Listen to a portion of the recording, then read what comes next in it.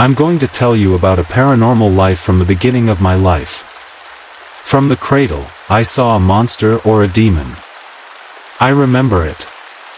I thought it was just my imagination or a distorted dream, but I found some of my drawings from when I started drawing at age 2, and guess what? They were drawings of monstrous and/or demonic beings. In my first house, I jumped on the bed and fell headfirst onto the floor as if someone was pushing me and turning me over. One night, the lights were also flickering.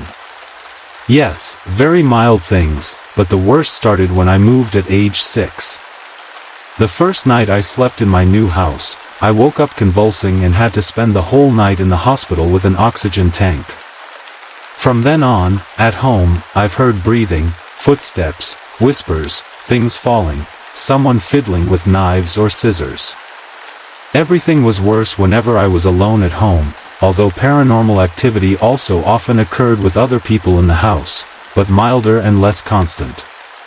Like the time someone banging on the door from inside the basement. Spoiler, there was no one in the basement, or a locked door that was wobbling, the door and the lock as if someone were inside and trying to get out, or being in the living room and hearing a door, another one with a lock, sway, and when I went to look, the door was still, but the lock was gently shaking from the previous bangs. I always felt something was wrong with the basement. Also, one day while I was showering with my mother, we saw the black figure of a man pass behind the curtain.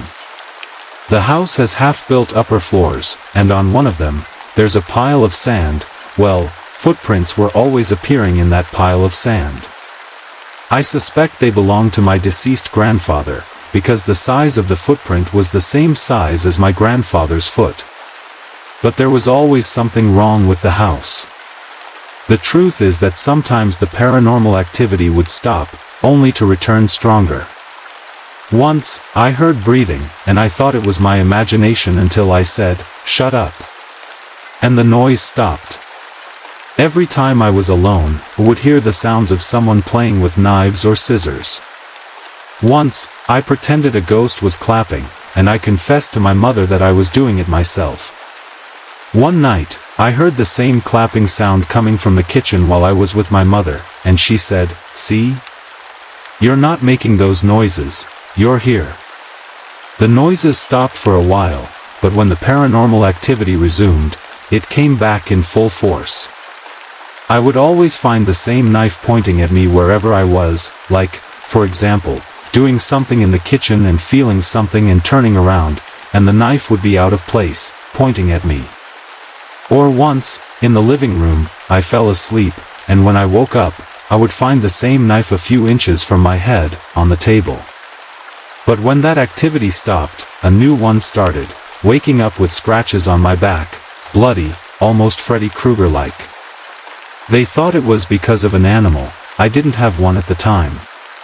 They said I was scratching myself, but in truth, I bit my nails too much. What did I scratch myself with? Besides, I slept clothed, and the marks always appeared on my back. Clearly, something in that house didn't love me and was threatening my life. And more things I don't remember but I know happened. Other paranormal things? Dreaming about my grandfather telling me something, and days later, I realized what he said meant.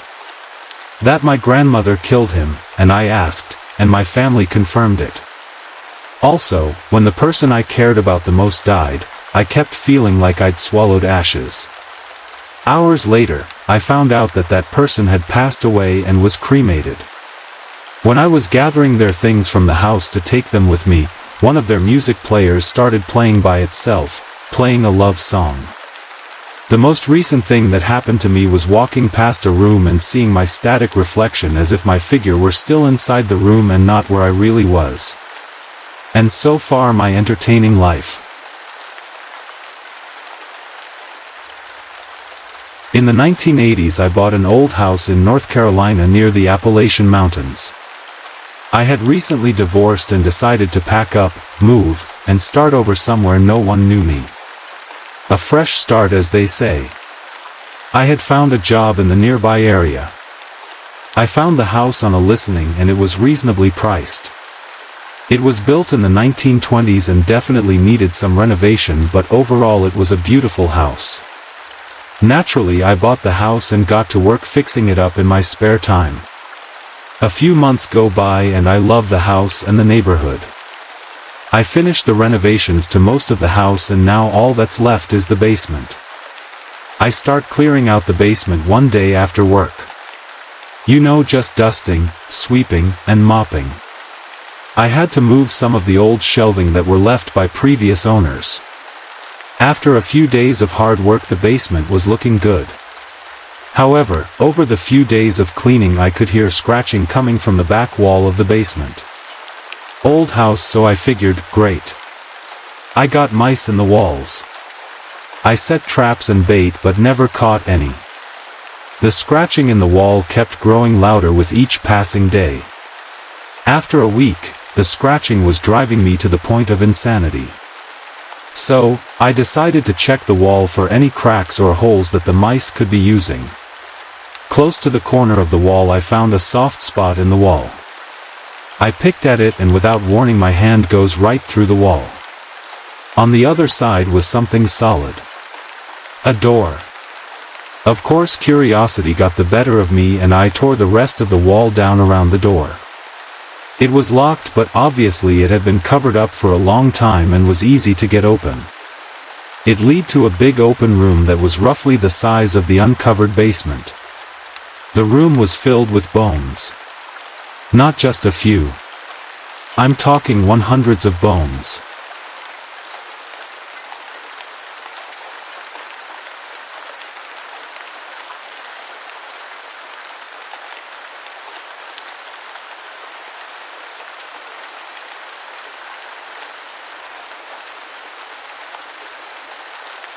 It started around 9:43 p.m. I remember because I had just turned off the TV. The static buzzed for a second longer than usual. My doctor says it's important to keep track of times, patterns, so I do when I can. I turned the lights off in the living room, grabbed a bottle of water, and went to check the front window like I always do before bed. That's when I saw them. 3 figures. Black skin, black clothes. Just standing there. Right under the streetlight like they wanted to be seen. One had a long knife hanging at his side, swaying just slightly like he was breathing heavy. The other 2 stood perfectly still. I blinked a few times, leaned closer to the glass. They were still there. I told myself it was just the illness. My mind plays tricks. It sees shadows as threats, voices in the silence. I know that. I try to know that. I took a deep breath and stepped away from the window. They're not real, I whispered. Not real. Not real. Just watching is how they get stronger. Don't look. Don't look. I went upstairs. Tried to distract myself. But the floor creaked. Once. Twice. Then again, like someone moving slow. Deliberate. Then I heard whispering. He sees us. No. No, I didn't see anything. I was looking at the wall. Not the window. I closed my eyes. I hummed. Anything to drown them out. He knows we're here. I ran to the window again. Why? I don't know. Maybe to prove to myself they were gone. They weren't. Closer now. On my lawn. The one in the middle raised a hand and pointed directly at me. My breath caught in my throat. My body locked up. I dropped to the floor and crawled away. This isn't real. It can't be real. I hid in the closet like I did when the voices first started years ago. The ones in my head. The ones that always told me the world wasn't safe. That I wasn't safe. I curled up, covered my ears. Then I heard something that made my stomach twist. The front door opened. I didn't imagine that sound. The click. The slow swing of the hinges. Then, soft footsteps. Multiple. Each step felt heavier than the last. Like they knew exactly where I was. I held my breath. "Don't look at them," I whispered. "If you look, they'll see you. They'll know." The closet door creaked. Just slightly. I could smell something, sweat, metal, and something else. Something wrong. Then one of them whispered right outside the door, "Found you." I screamed. I don't remember what happened after that. The next morning, I woke up on the living room floor. Blood on the couch. My front door still open. My neighbor, Ms. Carter, was screaming. Cops everywhere. They carried out 3 bodies from my basement. 3 men. Black. All dressed in black. One had a knife. They weren't in my head. They were real.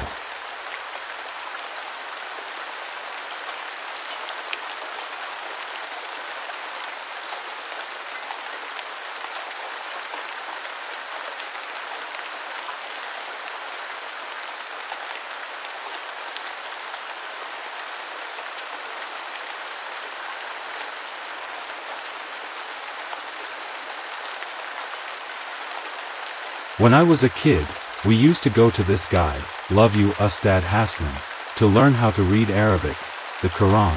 There were 20 to 25 of us, mostly girls. Boys used to sit opposite of the girls. I was friends with some of the girls, but knew the names of all of them. So the story is of a day that was as normal as it possible could be. We kids got together outside the house of the teacher. We often went in together, but when we knocked on the door, his wife opened the door, which was unusual. She told us to get in and sit and revise some lessons because the teacher was out of town that day. The moment we stepped in, the electricity died. Because we used to practice religious lessons there, we weren't scared of the darkness at all. The wife of the teacher handed us some candles. Rechargeable lights weren't a thing back then. The strange things started to happen after we settled down and decided to gossip instead of study when the lady went to another room after asking if we'd be okay. After a while, I noticed a kid, a girl, who was younger than me. She was one of the cheerful and energetic ones, but that day, she was silent the whole time. After a while, I realized she wasn't with us when we walked in, or when we got together beforehand. But I brushed it off because when we got here, it was getting dark outside. I thought maybe I didn't notice her earlier. But she was starting to act strange with time. No one spoke to her, like she wasn't there at all. She was getting blended into the darkness of the barely lit room. I couldn't even tell which direction she was looking at. But I clearly remember the oversized hijab she was wearing that looked funny. After a while, she still didn't speak a word or interacted with anyone. She got up and headed for the washroom. It was visible from where I was sitting, not clearly because of the darkness. But I even heard the door lock. After a minute, the lights came back, and guess what? The washroom door was wide open. I looked around but couldn't find her. Then I asked another girl and she answered. She was never here, she never came. At first I thought she was kidding. But when I asked another girl, she said they had been to her house before coming to pick her up. She found her sick AMD returned. Till the end I thought they were joking with me. But when I got seriously serious, the eldest girl recommended I go check on her myself. Which I did, and there she was, lying in bed with severe fever. No one believed me, but I know what I saw.